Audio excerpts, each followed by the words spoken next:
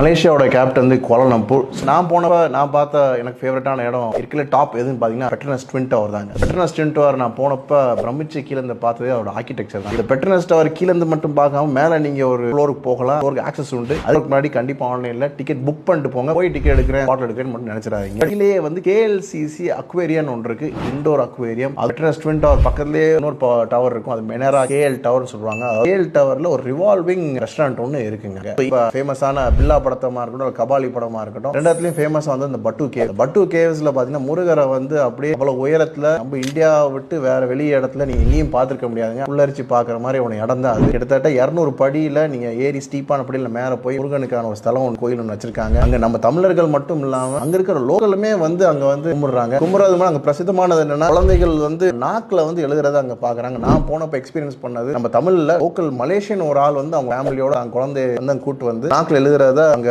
செஞ்சாங்க.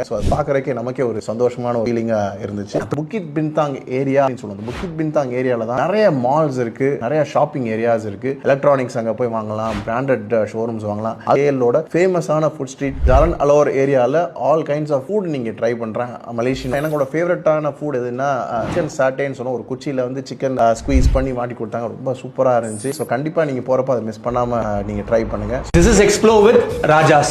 Explore with Rajas.